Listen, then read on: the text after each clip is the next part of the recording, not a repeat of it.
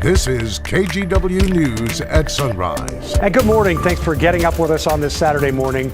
I'm Tim Gordon. First on Sunrise, community groups calling for change. More on efforts to reduce gun violence in the metro area.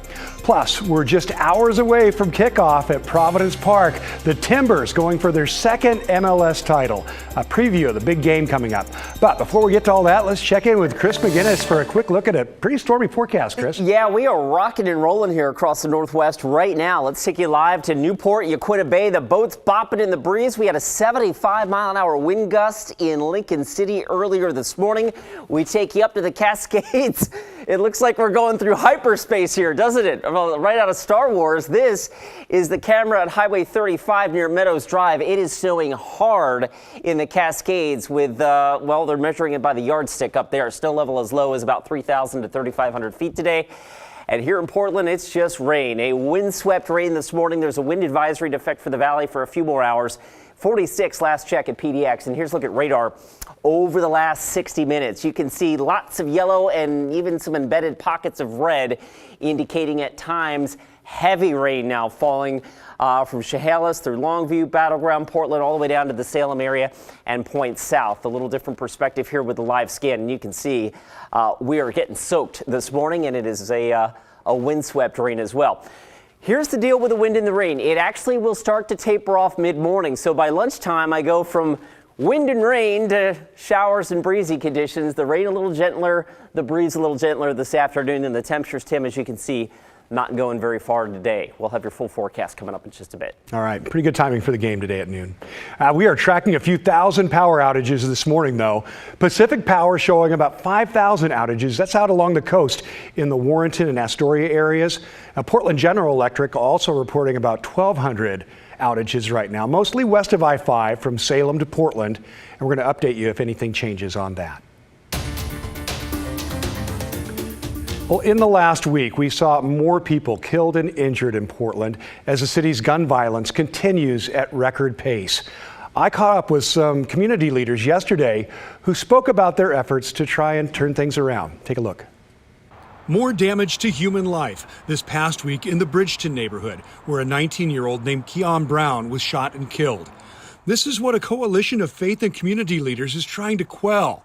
Today, they talked about two key ways and asked for your support. As I said, we had the two initiative petitions. We hope to get them on the ballot in 2022. That requires gathering 112,080 signatures. Liz McKenna with Lift Every Voice Oregon says they need help gathering all those signatures to get initiatives on the ballot next November that, if passed, would ban assault weapons in high-capacity magazines in Oregon and would also enact what proponents call common sense gun laws, including requiring all gun buyers to have background checks and earn permits through training. They are initiative petitions 17 and 18.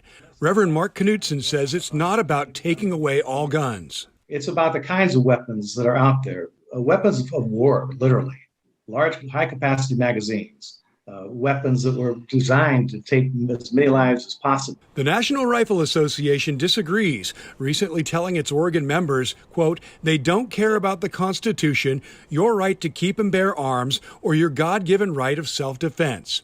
Police theorize that most guns used in crimes in Portland do not come from legal sources.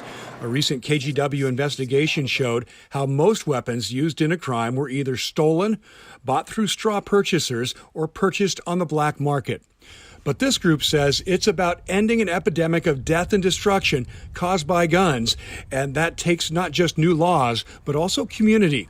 So this Sunday at Pioneer Courthouse Square, a Better Portland rally against gun violence at 1 p.m. with food, music, and community building. It is to say that we want to live more peaceably, and we want to have safety on our streets. And yes, you'll be able to sign the gun reform petitions so that Oregonians can have a vote on them next November. Many of the things that have changed in our society have changed not because government led, but because government was pushed. And in this particular area, we need to push. Tim Gordon, KGW News. And a Washington lawmaker is pushing a new bill to try and solve a major problem, catalytic converter thefts. State Senator Jeff Wilson of Longview is behind the bill. If passed, dealers who knowingly buy or receive stolen converters could face charges. It would also outlaw immediate cash payments for the parts. This is one of the fastest crimes out there at 60 seconds or less. So what we're looking for is to slow the roll down. You're not going to get your money. You're not going to get rewarded that same day and have that type of crime paid cash. Now, Wilson's proposal will be heard in the next legislative session, which starts next month. He says it's modeled after a similar Oregon law. It takes effect in January. And turning to COVID, and teens 16 and older now have the green light to get a booster shot. On Thursday, the CDC and FDA approved COVID vaccine boosters for that age group. And then Thursday night, the Western States Review Work Group agreed. That means 16 and 17-year-olds who are at least 6 months from their original vaccine series can immediately go ahead and get a booster. Now, if you're looking to get your booster shot, we have an article on our website with links to vaccine sites for Oregon and Washington. You can use it to find appointments for booster shots. Text the word booster to the number on your screen. You see it there, 503-226-5088, and we'll send you a link to your phone. All right, well, much of the Rose City is lit up in Timbers gold and green this morning. The Morrison Bridge, Moda Center as well, and the Convention Center all changed their lights to support the team ahead of today's MLS Cup final. This is the Timbers' third time competing for the Cup, and the first time Portland is hosting the big game right here in Portland at Providence Park. Well, the Timbers worked in one final practice ahead of the big game today. Orlando Sanchez took a trip to see how the team is shaping up with a look at the coveted Cup arriving at Providence Park. What is good, everyone? It's the final countdown. The Portland Timbers putting the finishing touches on a game plan for New York City FC. Friday morning, the Timbers held their final practice at the training facility in Beaverton. Green and gold smoke in the air. Is it a sign? This year has been special, overcoming significant injuries, brutal blowouts, clawing their way to the 4 seed in the West. Dairon Asprilla, Sebastian Blanco, they're back. That is a major boost to the arsenal, but the defense has been the difference, downright stingy. Since October 27th, they've given up just 2 goals, fresh off back-to-back shutouts in these playoffs. Head coach Giovanni Savarese on the journey to MLS Cup. We have to go through a lot of different things, but you see the true character of your team in those difficult moments more than when things are going very well. And testament to the guys because they fought through it together, and now we find ourselves here at the moment. God willing, we hope to be able to achieve the goal. And the Timbers defense will be put to the test. New York City FC has a lot of weapons, and if there's one name that you need to know, it's Tati Castellanos, the 2021 Golden Boot winner, aka the league's top goal scorer. We all know home field is an advantage. No team out west won more home matches than the Timbers. And listen to this, the last 4 MLS Cup finals have been won by the home team.